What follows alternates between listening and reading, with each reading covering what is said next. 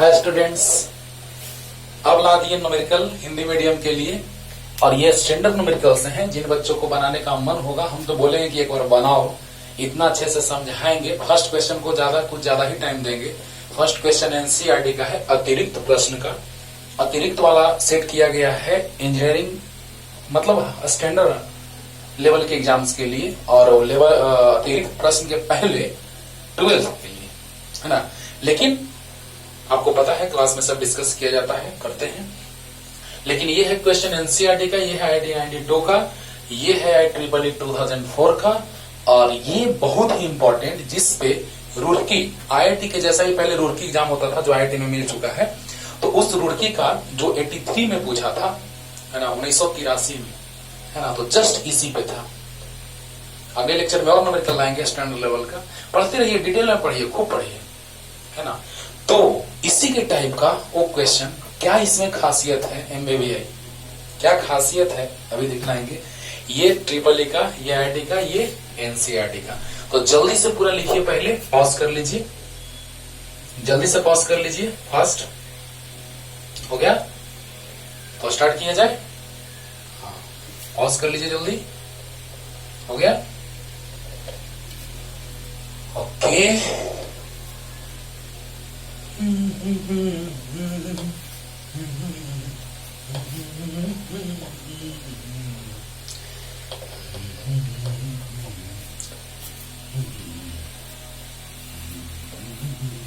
ये टाइम से होता है बच्चों, ऐसे कर देने से कि स्टार्टिंग में क्वेश्चन लिख दिए, उसके बाद आराम से आप सीखते जाइए। जो क्वेश्चन का डिस्कशन करेंगे बच्चों प्लीज उसको एक बार पढ़िएगा, राइट। पहले फर्स्ट नंबर क्वेश्चन हम डिस्कस करने जा रहे हैं, तो आराम से पॉज करके फर्स्ट नंबर क्वेश्चन पढ़ लीजिएगा, है ना। और जब समझाएंगे तो फिर से एक बार पढ़ लीजिएगा, मजा आएगा। देखो हर एक टाइप टच कर रहे हैं बच्चों, है ना। जैसे ही अगला लेक्चर में न्यूमेरिकल बताएंगे तो बाह्य विद्युत क्षेत्र, है ना, जब हम ऊर्जा का बात करते थे स्थितिज ऊर्जा का Q1 Q2 बाई R दो आवेशों के लिए, तो बाह्य विद्युत क्षेत्र वहां पे उपस्थित नहीं होता था, है ना। तो ये सारे न्यूमेरिकल जो हैं हर एक टाइप के आप आराम से बना लेंगे अगले लेक्चर के न्यूमेरिकल के बाद। फिर आगे चलेंगे बाह्य विद्युत क्षेत्र की उपस्थिति में, फिर चलेंगे विद्युत विध्रुव का एक समान विद्युत क्षेत्र में स्थितिज ऊर्जा, राइट। तो चलिए स्टार्ट करते हैं बच्चों। फर्स्ट नंबर क्या था क्वेश्चन, देखिए। ये जरूरी नहीं है कि x आगे ही लेंगे, y ऊपर ही लेंगे, z इधर ही लेंगे, हम इसको भी x मान सकते हैं आवश्यकता अनुसार, है ना। जैसा सिचुएशन रहेगा उस हिसाब से हम मान लेंगे। तो ये x, ये y है, ये z हो जाएगा, ये x मान लिए हैं, ये मूल बिंदु है। प्रश्न में मूल बिंदु पर आवेश दिया हुआ है +8 मिली कूलम, बढ़िया। तो +8 मिली कूलम दिया हुआ है, इसको हम कूलम में बदल लिए, क्योंकि आवेश का ऐसा ही मात्रक कूलम होता है ना। जो भी लेके चलेंगे सब ऐसा ही मात्रक में, तब ना ऊर्जा का जो लगेगा। हाँ, 2 मेथड से समझा रहे बच्चों, एक ही में 2 मेथड तैयार कर देंगे, आपको बहुत ही इंटरेस्टिंग लगेगा। इस प्रश्न में हम कुछ ज्यादा ही टाइम देने वाले हैं, बाकी में कम थोड़ा टाइम देंगे। जिसमें ज्यादा टाइम देना है उसको ज्यादा टाइम देंगे, ठीक ना। तो देखो बच्चों, यहां पर प्रश्न में कह रहा है कि बिंदु A जो है वो कहां है, सो देखिए। A का नियामक है 003 सेंटीमीटर, मतलब Z जो है ये XY0 और Z है यानी Z अक्ष पर, यहां Y अक्ष पर यानी X0 है, Y दिया है, Z0 है, राइट। यहां पे बिंदु B मान ली। तो प्रश्न में कह रहा है एक और बिंदु है 6 और 9, तो कुछ इधर होगा। Y 6 है और Z 9 है, X0 है 0 6 9, तो X0 Y 6 X0 Y 6 और Z 9, यानी C मान लेते हैं उसको 0 6 सेंटीमीटर 9 सेंटीमीटर, राइट, क्लियर। तो अब देखिए प्रश्न में क्या कह रहा है कि बिंदु ए से एक आवेश को लाना है। वो आवेश कितना है ओ आवेश है -2 × 10⁻⁻⁹ कूलम को लाना है ए से सी से होते हुए बी तक, अंततः बी तक लाने में पूछ रहा है कि कार्य कितना होगा। अरे वाह, समझना बच्चों, दम है पॉइंट में। अब एनसीईआरटी का क्वेश्चन और दम ना रहे ऐसा हो सकता है नहीं, है ना। कुछ कुछ क्वेश्चंस रहते हैं लैंग्वेज से टफ कर दिए जाते हैं, और कुछ कुछ क्वेश्चन तो सच में स्टैंडर्ड होते हैं, समझो। यहां पर सबसे पहले काम करना है तो पहले विभव निकालना होगा। तो विभव इस बिंदु पर इसके कारण कितना होगा, तो KQ/R, R मतलब OA, और बी बिंदु पर जो विभव होगा वो इसके कारण KQ/R, R मतलब OB। आपको याद होगा विभव के लिए आवेश चाहिए और बिंदु चाहिए। बोलो बच्चों, अगर यहां पर आवेश दिया है तो यहां पर विभव होगा K × Q/OA, और यहां पर आवेश है, यहां विभव निकालना है KQ/OB। प्रश्न पढ़ना और तुरंत समझना, मजा आएगा, है ना। तो आप ही बताइए, ए से सी से होते हुए बी तक अंतर लाना है तो आपको याद होगा कि कार्य जो होता है संरक्षी बल, है ना। यानी यहां पर ऊर्जा संरक्षित है, ऊर्जा नष्ट नहीं हो रहा है। कहा कोई नष्ट करने वाला है? घर्षण बल है, हवा का प्रतिरोध है, कुछ एक्स्ट्रा बल है, असंरक्षी बल नहीं। यहाँ पे जितने हैं बल का बात होगा, क्योंकि आवेश है, आवेशों के बीच लगने वाला बल, स्थिर वैद्युत बल जो होता है वो संरक्षी बल होता है।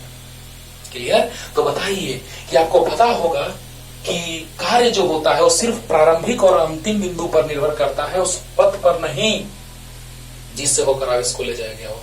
तो ए से सी, सी से बी, तो क्या इस पथ पर निर्भर करेगा? नहीं, सिर्फ प्रारंभिक और अंतिम बिंदु पर। इसी कॉन्सेप्ट पर क्वेश्चन को तैयार किया गया, और अगला क्वेश्चन भी है इसी कॉन्सेप्ट पे, ठीक ना। तो किया गया कार्य सिर्फ प्रारंभिक और अंतिम बिंदुओं पर निर्भर करता है।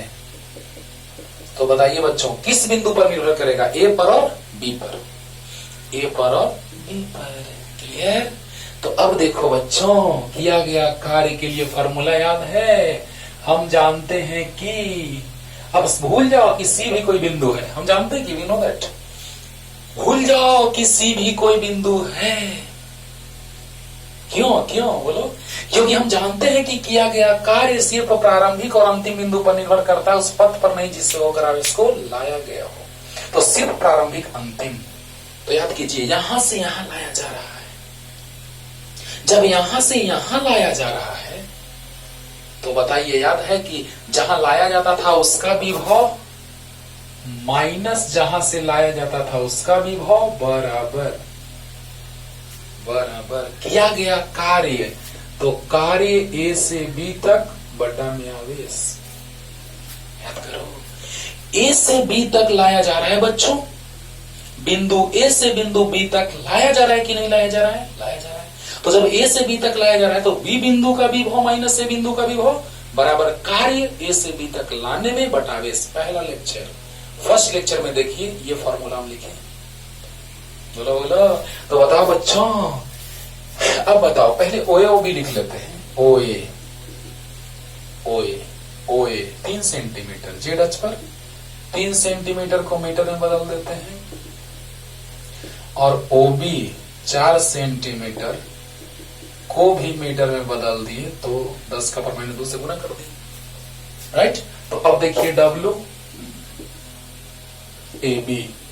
तो Q × VB माइनस V है।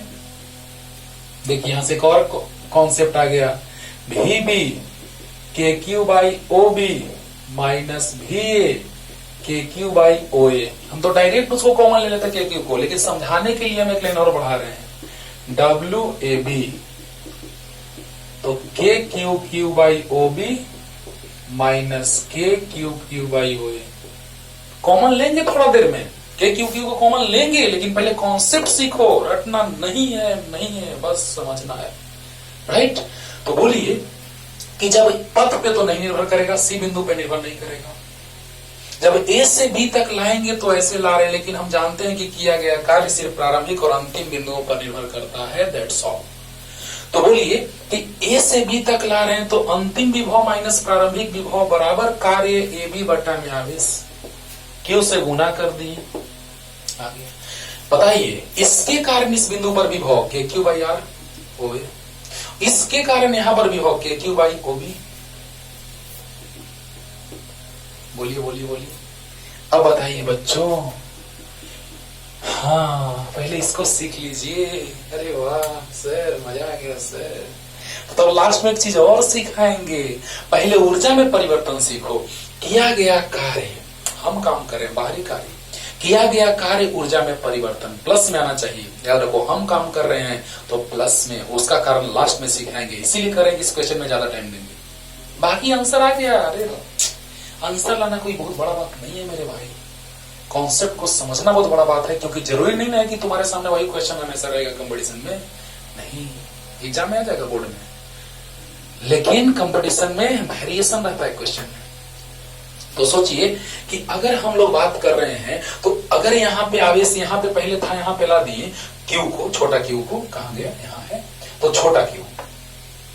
तो बताइए अंतिम ऊर्जा के Q1 Q2 बाई आर मतलब OB, यानी के Q1 Q2 by are OB, minus प्रारंभिक ऊर्जा के Q1 Q2 बाई आर मतलब OA, के Q1 Q2 बाई आर मतलब OA। आगे ऊर्जा में परिवर्तन किया गया कार्य, और लास्ट में एक और कारण सिखाएंगे। आंसर आ गया, सोल्व हो गया, कुछ नहीं। VB माइनस VA बराबर W बाई Q, Q से गुना हो गया, आंसर आ गया, सोल्व करेंगे, आंसर आ गया। तो आइए देखिए, के Q बाहर ले लेते हैं, 1 by OB minus 1 by OA। कोई दिक्कत? कोई दिक्कत नहीं। यहां से यहां तक लाने में किया गया कार्य, तो VB minus VA W by Q, Q VB का मान रख दिए, यहां से V बराबर होता है फॉर्मूला के Q बाई आर, V बराबर के Q बाई आर रख दिए, बस गुना कर दिए। अंतिम ऊर्जा माइनस प्रारंभिक ऊर्जा, एक और मेथड तैयार हो गया यहाँ से, है ना। अभी दोनों में से कॉमन है के Q 1 by OB minus 1 by OA। अब देखिए, छोड़ दीजिए, बाद में मान रखेंगे, नहीं तो गैदरिंग हो जाएगा पूरा। 1 बाई OB 4 इंटू 10 का power minus 2 minus 1 by OA 3 into 10 का पावर माइनस 2। दोनों में 10 का पावर माइनस 2 ऊपर जाएगा तो प्लस हो जाएगा। के Q 10 का पावर 2 बटा 4 माइनस 10 का पावर 2 बटा 3। यहां तक आइए, पहले जल्दी से क्लियर हो गया होगा, कुछ नहीं, मान रखें बस। के Q बाहर 1 by OB minus 1 by OA, बस OB का मान OA का मान रखे हैं, और ये ऊपर गया माइनस, पावर ऊपर प्लस हुआ, पावर प्लस हुआ, बस जल्दी उतारिए। हो गया? अभी फिगर नहीं मिटा रहे, अभी समझाना है कुछ हमको। तो कहां लिखे? अच्छा, लास्ट में समझा देंगे बना के। आंसर तो आ गया, आंसर लाने में कोई दिक्कत नहीं है, लेकिन कॉन्सेप्ट सीखो। अब देखो, यहां पर मान रख देते हैं, के का मान 9 गुना 10 का पावर 9, बड़ा क्यू है 8 गुना 10 का पावर माइनस 3, छोटा क्यू माइनस 2 गुना 10 का पावर माइनस 9। 10 के पावर 2 दोनों में से कॉमन हो गया, तो बच गया 1 बाई 4 माइनस 1 बाई 3। तो आ गया माइनस इंटू प्लस माइनस 9 गुना, अच्छा ये कट गया, देखिए 9 गुना 8 गुना 2 LCM 4 इंटू 3 डायरेक्ट लिख देते हैं, काटने में आसानी होगा। LCM 4 इंटू 3 12 आएगा, तो 4 से 4 कट गया, 3 बच गया, माइनस 4 3 से 3 कट गया, 4 बच गया। अब देखिए minus 9 into 8 into 2 into minus 1 by 4 into 3 से 3 3 जा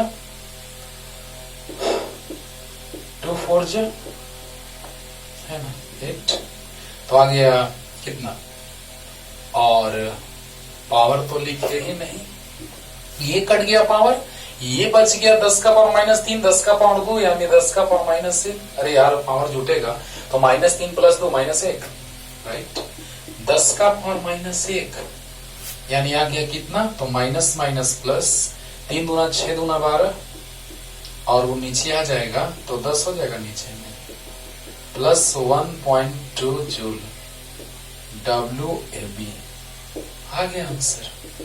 बिंदु क्वेश्चन में दिया था PQR और हम ABCD मान लिए। ABC बिंदु से क्या दिक्कत है मानने से, कुछ भी मान सकते हैं। तो ये आंसर आ गया, बड़ा आसानी से समझ में भी आ गया होगा आपको।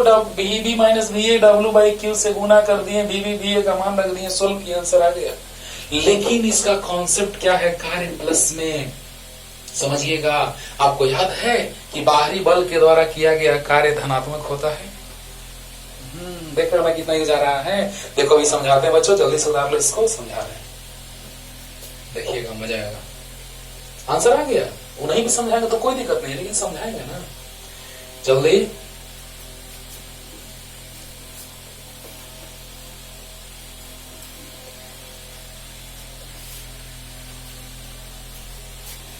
अब देखिए बच्चों, यानी ऊर्जा में परिवर्तन से भी बना सकते हैं, अंतिम ऊर्जा माइनस प्रारंभिक ऊर्जा करके।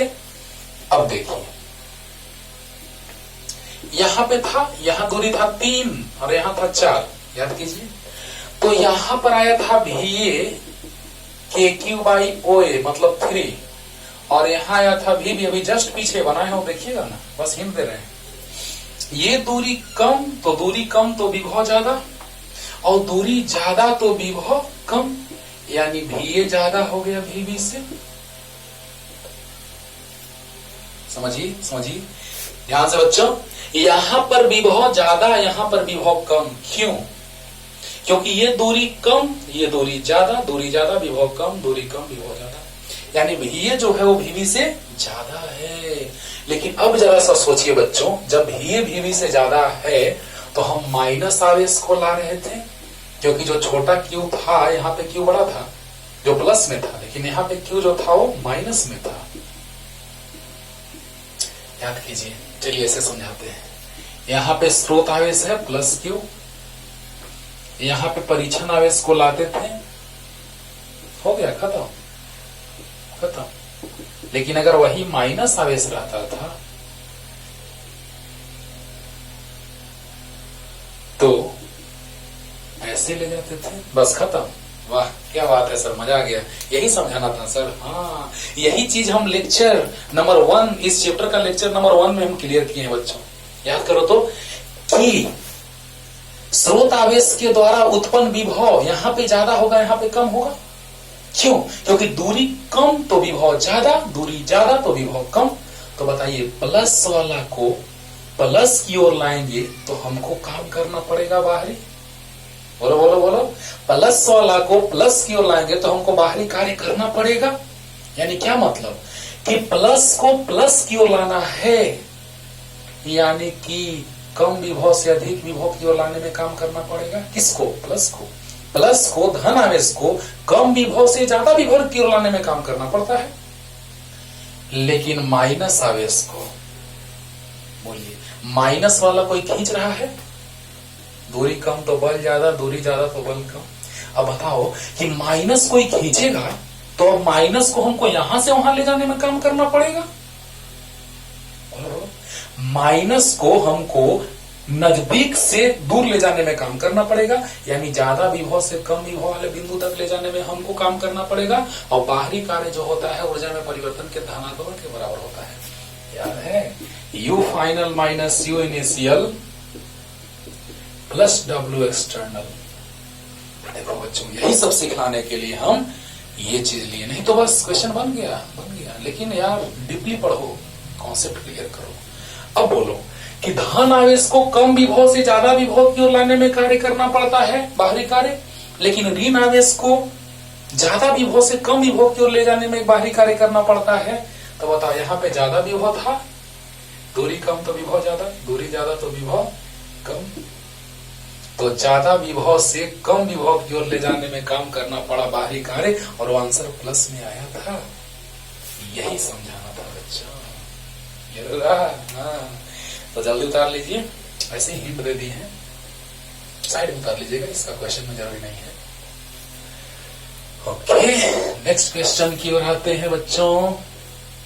अरे वाह, नेक्स्ट क्वेश्चन IIT 92 का, लेकिन आसान आसान लगेगा, देखिएगा। ये भी प्रारंभिक अंतिम वाला है, इसीलिए हम इसको ले लिए यहीं पे जस्ट बगल में ही क्वेश्चन को। देखिए क्या है क्वेश्चन, कह रहा है कि एक समान विद्युत क्षेत्र है।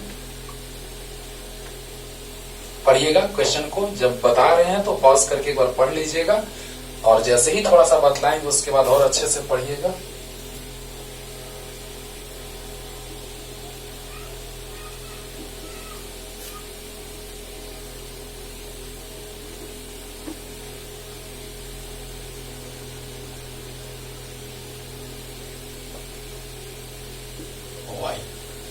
देखो बच्चों, 4 बिंदु दिया था PQRS, तो उसको लाया जा रहा था बिंदु A B 0, मतलब ये बिंदु P है, से लाया गया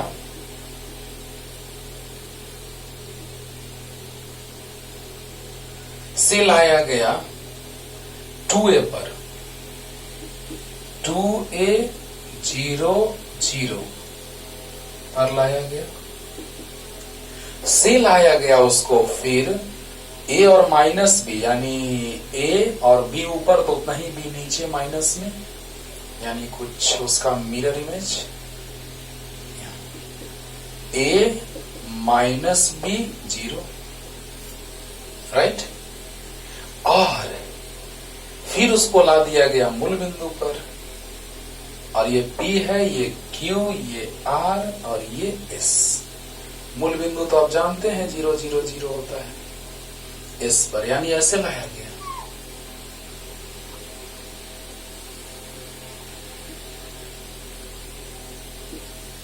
वाह, यानी क्वेश्चन में कह रहा है बच्चों कि एक आवेश है Q, छोटा Q, विद्युत क्षेत्र जो है वो एक सच के धनात्मक दिशा में प्रश्न में दिया है, तो क्षेत्र मतलब मान और दिशा, एक सच के धनात्मक दिशा में, तो मान और दिशा यानी आ गया EI कैप। बोल लो, E सदिश बराबर E का मान और उसकी दिशा, एक सच के धनात्मक दिशा में विद्युत क्षेत्र दिया, प्रश्न में दिया हुआ है।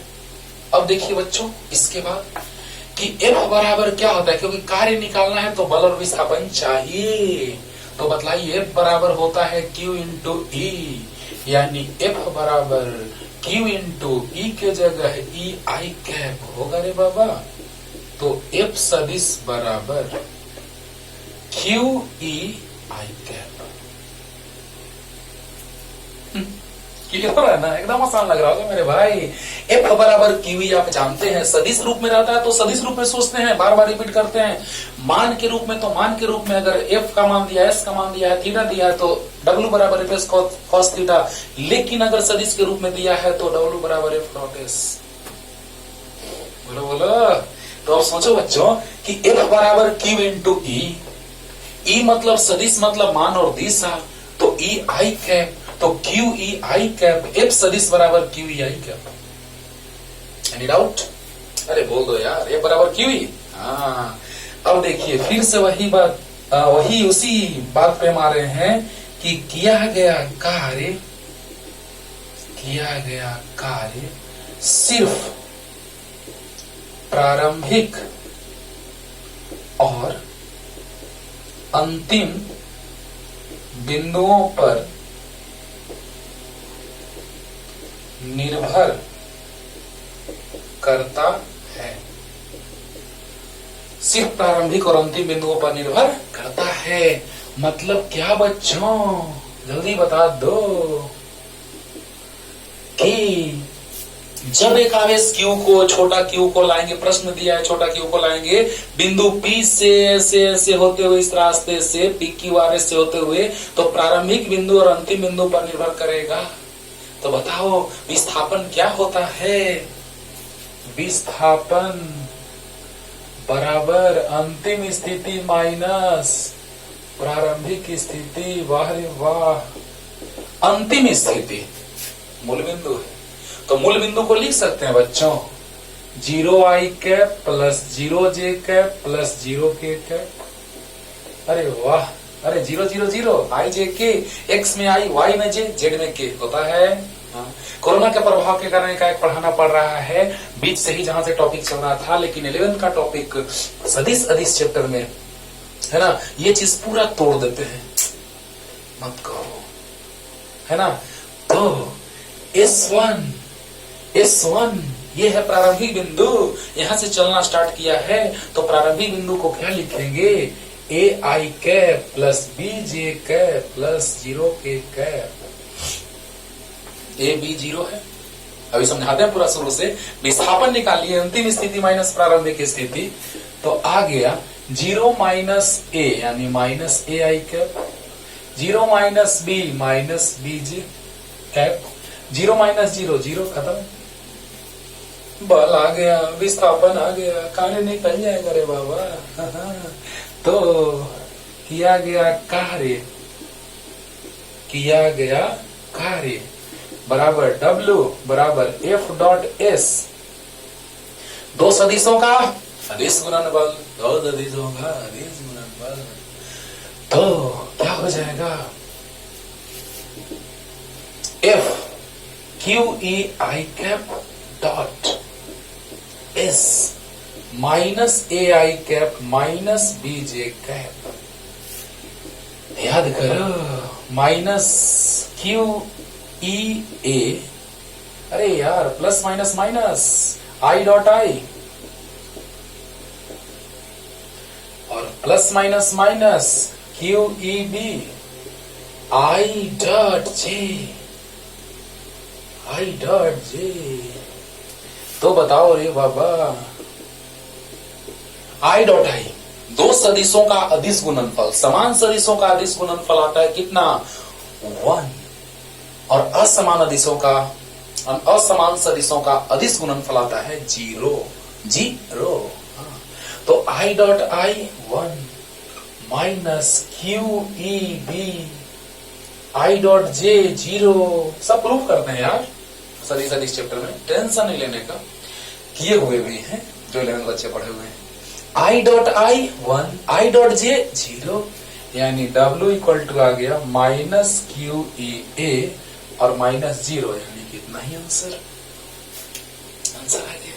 यानी कहने का मतलब, आइए एकदम रिपीट करते हैं, IIT 92 का क्वेश्चन पानी पानी हो गया होगा कि जैसे ही, ध्यान दीजिएगा बच्चों, जैसे ही हम लोग बात कर रहे हैं कि यहां से इसको ला रहे हैं यहां तक, तो जब इसको यहां से यहां तक लाएंगे तो किया गया कार्य सिर्फ प्रारंभिक और अंतिम स्थितियों पर निर्भर करेगा।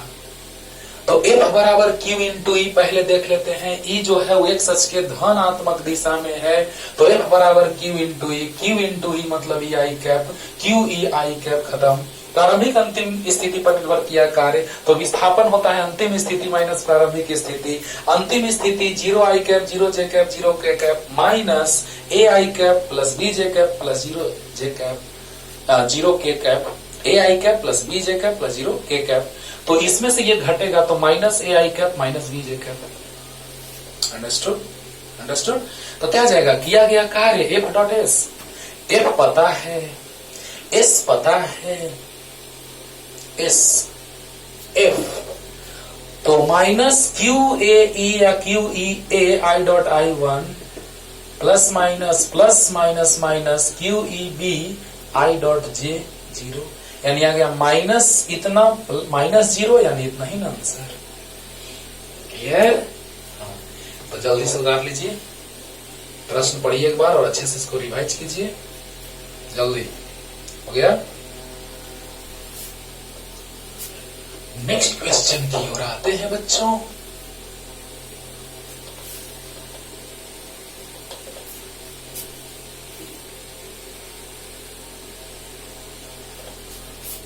नेक्स्ट क्वेश्चन क्या कह रहा है सो देखो,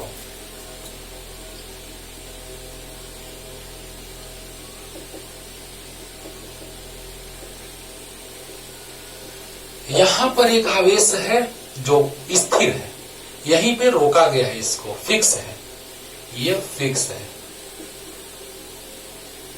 और एक आवेश इधर से कहीं से भी वेग से चलता हुआ आ रहा है। यहां जाते जाते एक निश्चित दूरी पर पहुंचा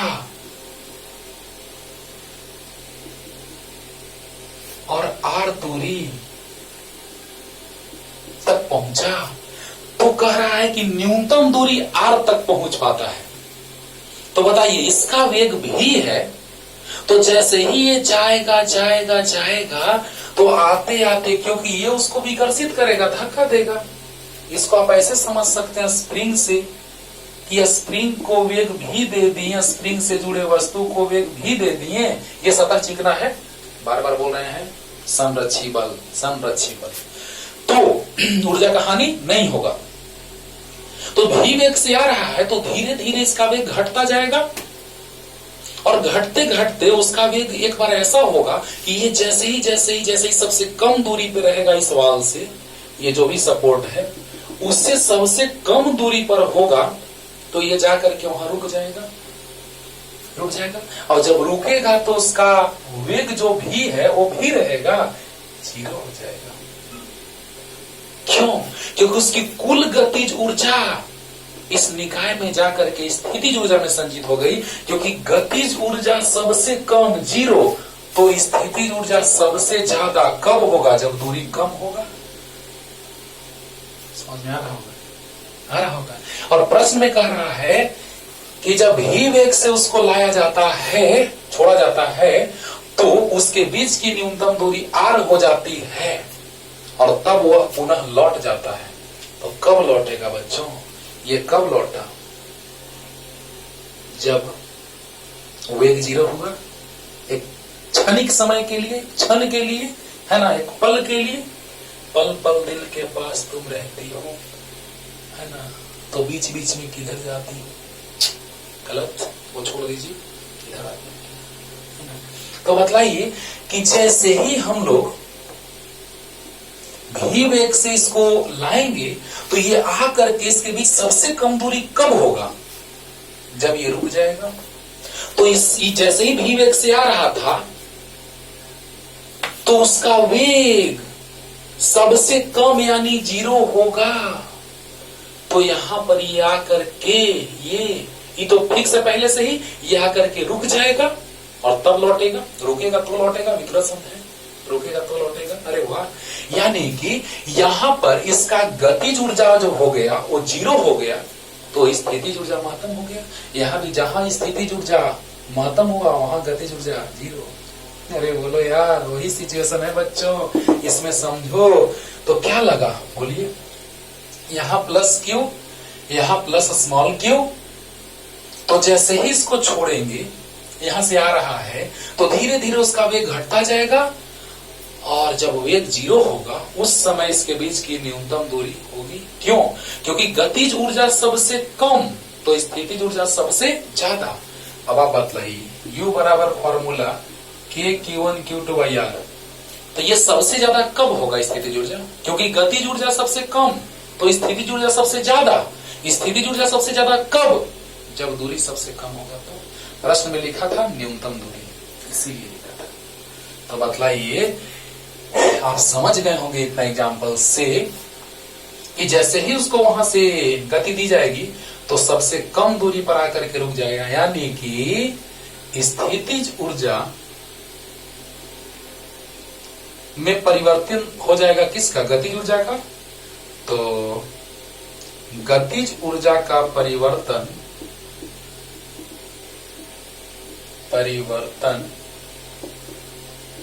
स्थितिज ऊर्जा में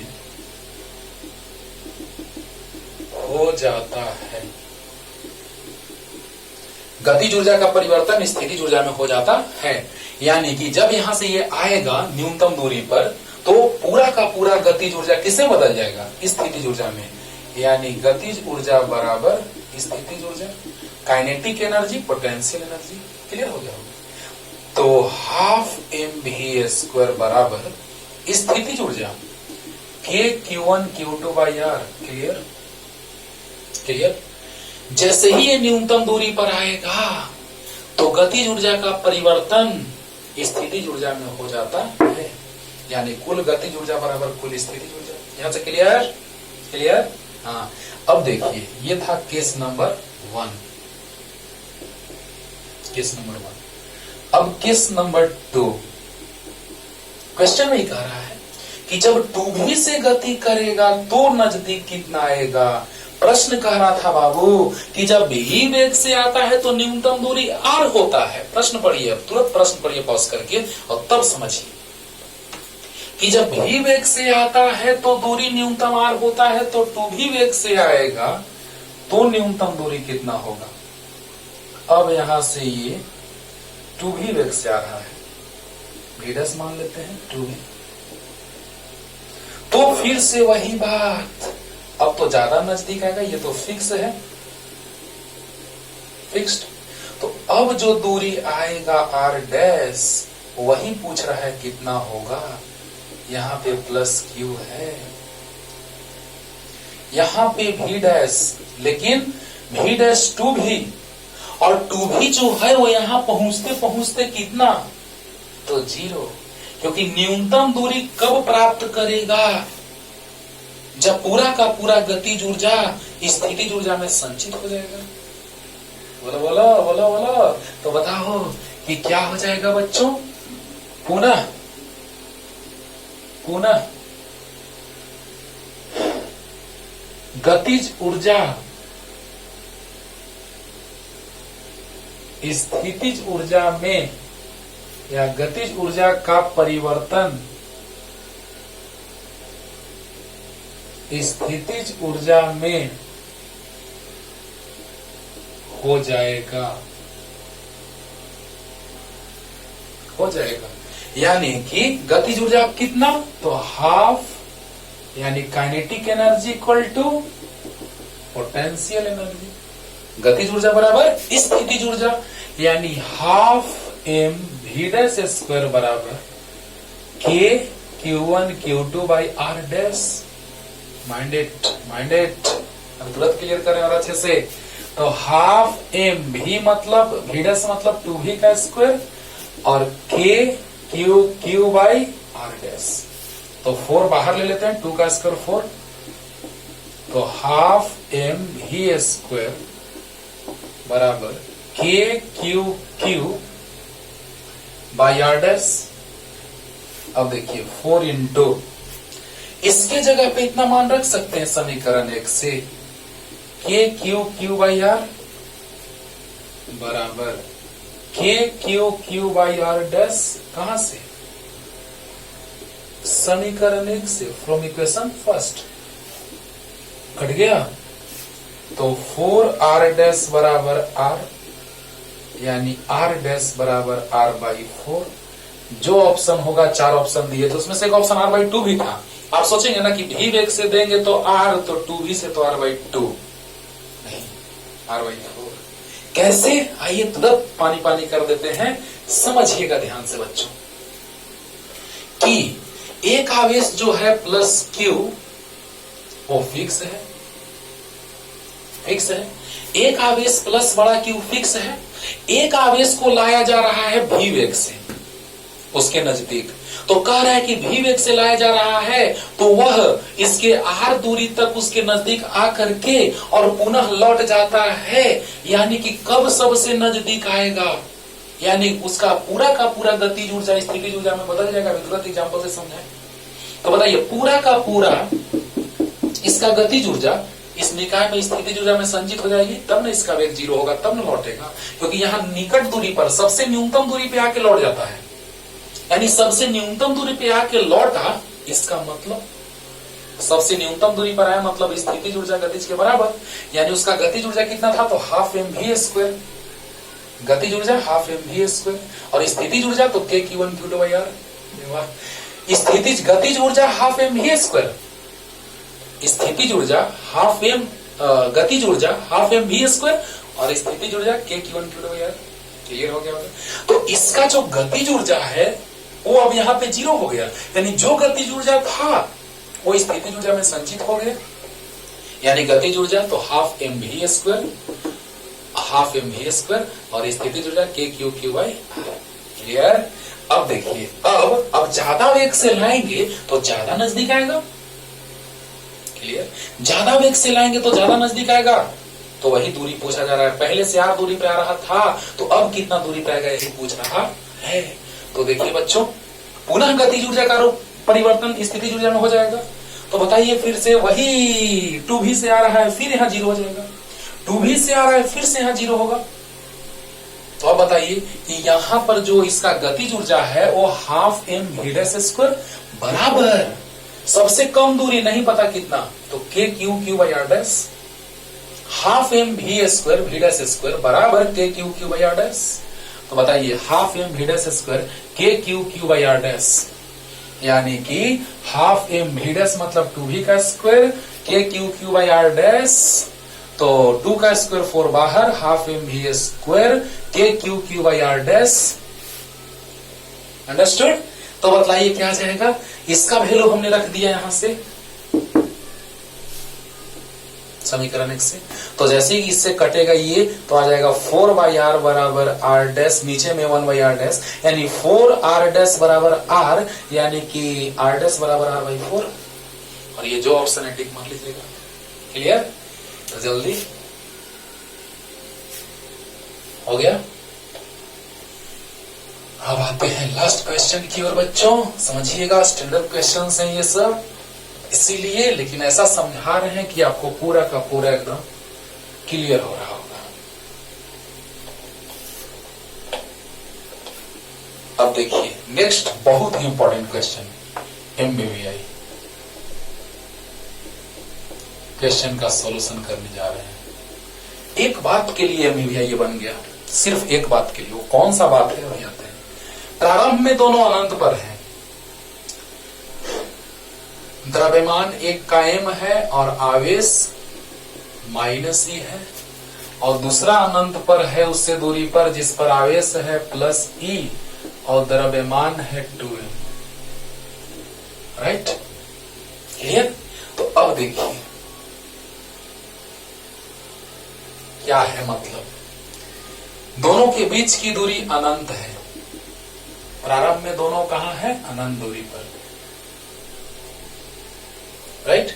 तो बतलाइए, प्रारंभ में दोनों स्थिर भी है, यानी प्रारंभिक वेग 0, इसका भी प्रारंभिक वेग 0।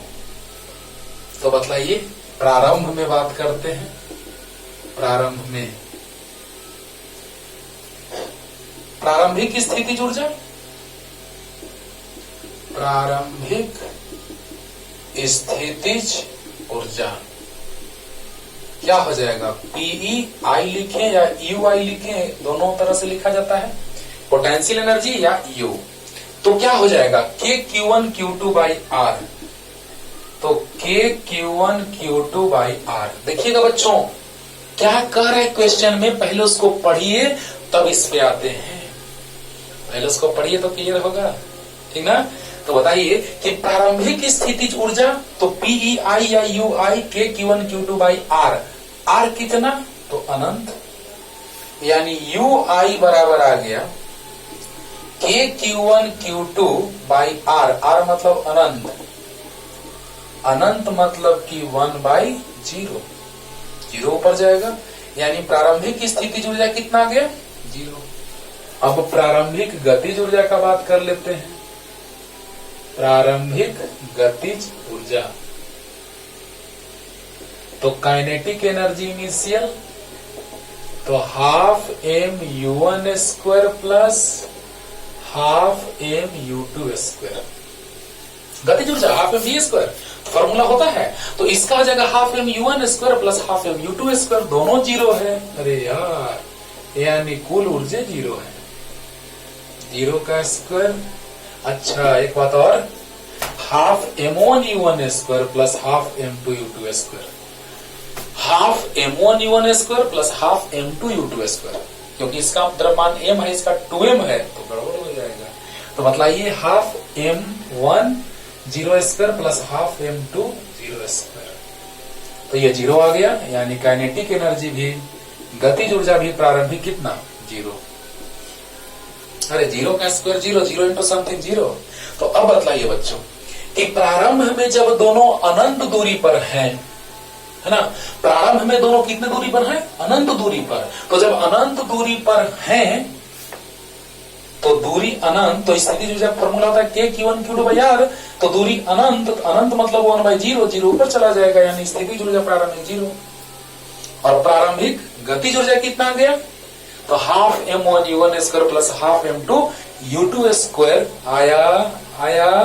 तो बतलाइए बच्चों कि 0 का स्क्वायर 0 का स्क्वायर यानी 0, यानी प्रारंभिक कुल ऊर्जा आ गया, कुल प्रारंभिक ऊर्जा आ गया। संरक्षित ऊर्जा संरक्षण के सिद्धांत से, क्योंकि कोई बाहरी ऐसा नहीं लग रहा है बल या कोई ऐसा डिस्टर्ब करने वाला इसको नहीं है जो कि इसको प्रभाव डाल रहा है, ऊर्जा में हानि करा रहा है, नहीं।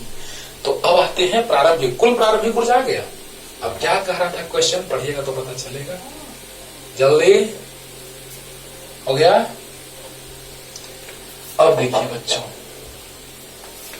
अब ये दोनों एक दूसरे से r दूरी पर आ जाते हैं तो उसका वेग पूछा जा रहा है। एक दूसरे से कितने दूरी पर? r दूरी पर आ जाते हैं। अंततः या अंत में, फाइनली, ओके, कह रहा है कि अब आपसे पूछा जा रहा है कि जब दोनों Q1 बराबर प्लस ई माइनस ई और Q2 बराबर प्लस ई, ठीक है, M1 बराबर M और M2 बराबर 2M जब R दूरी पर आ जाते हैं, क्योंकि आपको पता है प्लस माइनस को छोड़ दिया जाता है, प्रश्न में लिखवाए हैं कि छोड़ दिया जाता है। तो जैसे ही दोनों को छोड़ेंगे बच्चों, तो छोड़ने के बाद दोनों दूसरे को खींचने लगेंगे। बोलो बोलो, जब छोड़ेंगे, अनंत पर से छोड़ेंगे तो दोनों खींच करके और एक दूसरे की ओर आने लगेंगे। तो प्रश्न में पूछा जा रहा है आपसे कि जब ये दोनों के बीच की दूरी r हो जाती है तो उस समय दोनों का वेग बताना है। तो एक दूसरे की ओर आ रहा है, यानी इसका वेग v1 अगर होगा तो इसका v2 मान लेते हैं, यही निकालना है। तो माना कि पहले कण का वेग v1 तथा दूसरे कण का वेग v2 है, राइट। दोनों का वेग हमने मान लिया। जैसे ही अनंत पर से छोड़ेंगे बच्चों तो एक इधर तो एक इधर आना स्टार्ट कर देगा। बोलो बोलो, अगर हम दोनों को अनंत पर से छोड़ेंगे, दोनों का अनंत पर वेग 0 तो गतिज ऊर्जा 0, दोनों अनंत पर तो स्थितिज ऊर्जा 0। अनंत पर स्थितिज ऊर्जा 0 होती है, ऐसे भी बताए हैं। तो जैसे ही छोड़ेंगे तो प्लस माइनस एक दूसरे की ओर आकर्षित होने लगेंगे। तो जैसे ही प्लस माइनस दोनों एक दूसरे की ओर आकर्षित हो रहा है तो पूछा जा रहा है कि जब ये दोनों r दूरी पे आ जाते हैं तो उनका वेग कितना होगा। लाजवाब प्रश्न, मस्त एमबीए। तो देखिए बच्चों, अंतिम स्थितिज ऊर्जा, अंतिम स्थितिज ऊर्जा निकाय की लिख सकते हैं, निकाय की अंतिम स्थितिज ऊर्जा U बराबर U final K Q1 Q2 by R। तो U final K into minus Q into plus Q by R, यानी माइनस के ई स्क्वायर बाई R। और निकाय की अंतिम गतिज ऊर्जा, प्रारंभिक 0 आ चुका है बच्चों दोनों, अंतिम गतिज ऊर्जा बोलो फॉर्मूला। तो हाफ m1 v1 स्क्वायर ऐसे लिख देते हैं, काइनेटिक एनर्जी फाइनल। तो half m1 v1 square plus half m2 v2 square. आसान तो लग रहा होगा यार, टफ है, बहुत ही टफ है ये क्वेश्चन, लेकिन ऐसे स्टाइल में बता रहे हैं कि एकदम आसान लगेगा आपको। कुल प्रारंभिक ऊर्जा बोलिए जीरो, क्योंकि प्रारंभिक स्थिति ऊर्जा भी जीरो, प्रारंभिक गतिज ऊर्जा भी जीरो। लेकिन अब किसी निश्चित दूरी पे आ गया तो स्थितिज ऊर्जा भी होगा और गति है तो गतिज ऊर्जा भी होगा, क्योंकि प्रारंभ में विराम में था लेकिन अभी v1 और v2 वेग से दोनों गति कर रहे हैं। तो जिस समय r दूरी पर पहुंचे होंगे उस समय भी उनका कुछ वेग रहा होगा।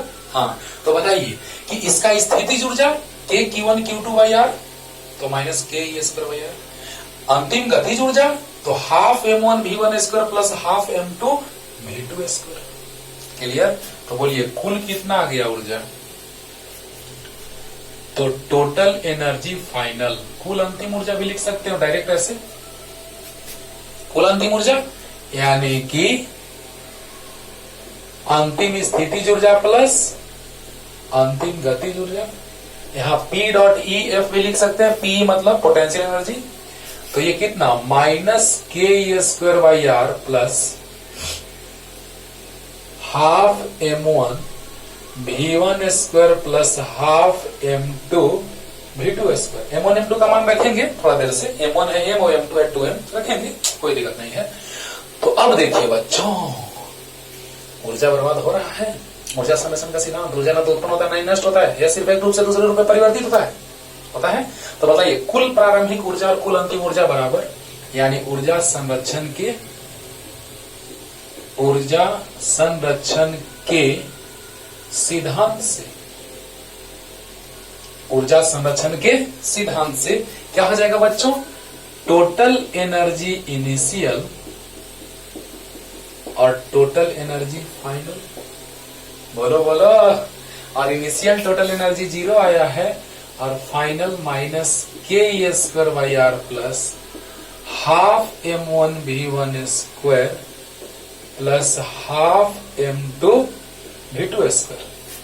तो आ गया half m1 v1 square plus half m2 v2 square बराबर, माइनस इधर जाएगा तो प्लस होगा।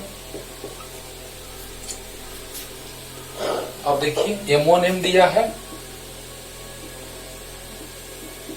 और m2 2m दिया है, k e square by r, 2 से 2 कैंसिल, चाहे 2 LCM ले लेते हैं, छोड़ दीजिए 2 LCM। तो आ गया m v1 square plus 2m v2 square बराबर k e square by r। 2 धर ले जाते हैं गुना में, m v1 square plus 2m v2 square बराबर 2k e square by r। Equation first. यहां तक समझ लीजिए, उसके बाद मजा आएगा, है ना?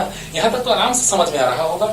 कुल प्रारंभिक स्थितिज ऊर्जा k q1 q2 by r, कुल अंतिम गतिज ऊर्जा तो half m1 v1 square plus half m2 v2 square. स्थितिज ऊर्जा गतिज ऊर्जा तो कुल ऊर्जा, दोनों जोड़ दिए।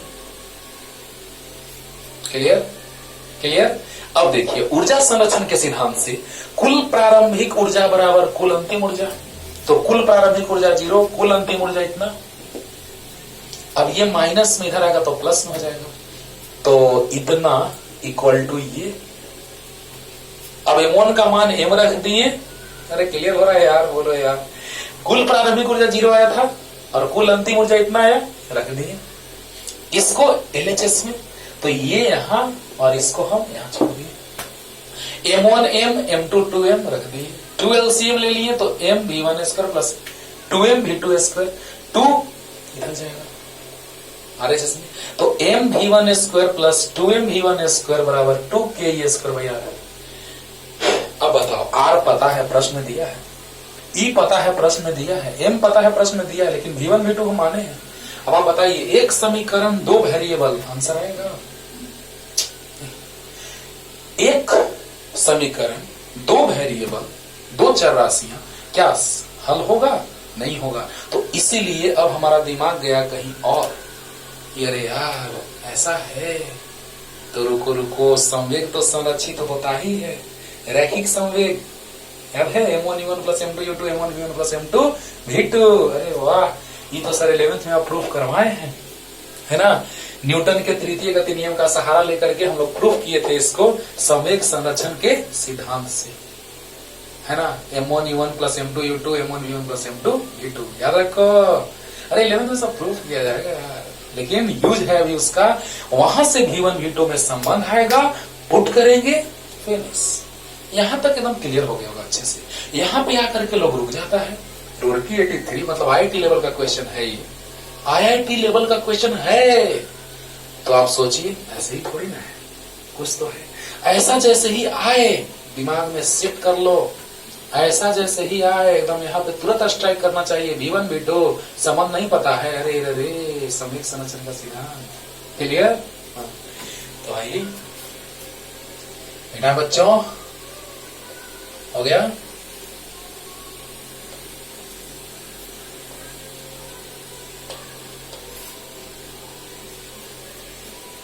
अब देखिए, रैखिक संवेग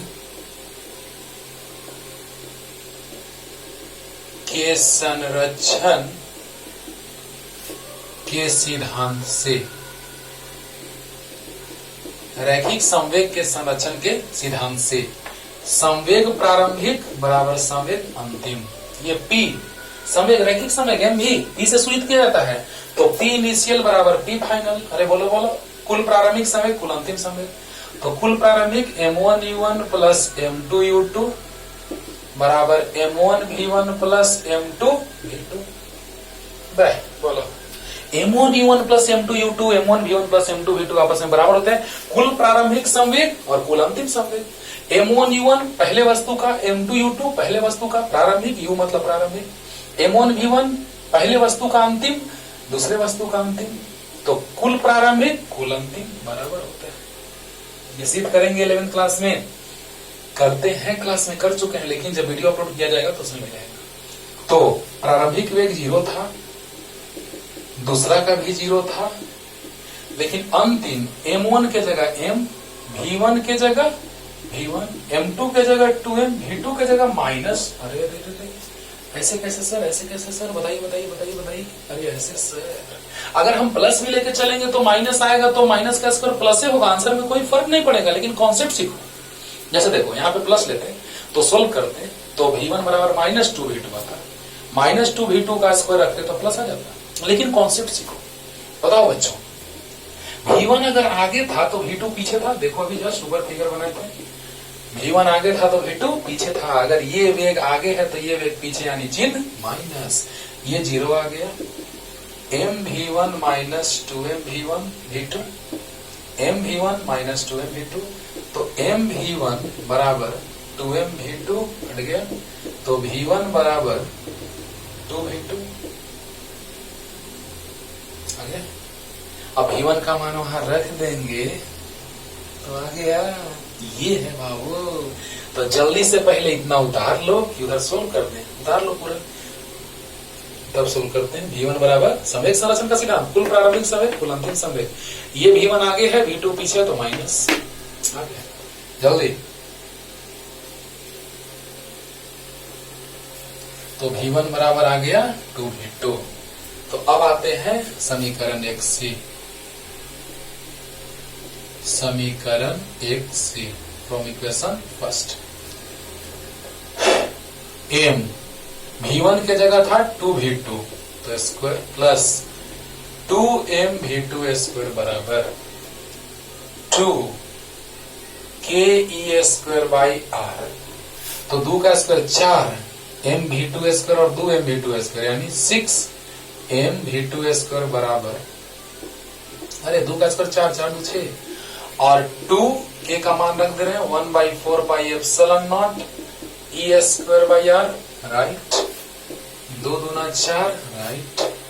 तो V2 स्क्वायर बराबर आ गया E स्क्वायर बाई 6M नीचे आएगा तो 6 दूना 12, 12M pi epsilon not R, 6 दूना 12, 12M pi epsilon not R, यानी V2 बराबर आ गया root E square by 12M pi E not square, E not into R। बोलो बोलो बोलो, E स्क्वायर बटा 12M pi E not R। V2 आ गया, E रूट स्क्वायर का रूट खत्म, अब 12 तो 2 दूना 4 तिया 12, 2 बाहर आ जाएगा, 3 अंदर रहेगा। अरे बोलो यार, 12 2 दूना 4 तिया 12, तो 2 दूना 4, 4 का रूट 2 बाहर आ गया, 3 अंदर आ गया, m pi epsilon not r। और v1 बराबर एक आंसर आ गया, और v1 बराबर 2v2, तो 2v2 मतलब e by 2 under root 3m pi epsilon not r। तो 2 से 2 कट गया, यानी आ गया e by under root 3m pi epsilon not r। वाह वाह सर, मजा आ गया सर, लाजवाब क्वेश्चन सच में था सर। तो बताइए बच्चों, ये v2 आ गया, सोल्व करने में कोई दिक्कत नहीं। 2 v1 के जगह 2v2 स्क्वायर, तो 2 का स्क्वायर 4, 4 2 6 v2 स्क्वायर इधर लाए, v2 तो रूट आ गया, आंसर आ गया 12, 2 दूना 4 तिया 12, 2 बाहर, e स्क्वायर का रूट e और 2v2। क्लियर? तो इस तरह से बाबू सोचा जाता है। खूब पढ़िए अच्छे से, अगले दिन अगला न्यूमेरिकल लाते हैं, तब तक के लिए पढ़ते रहिए। Tata bye bye.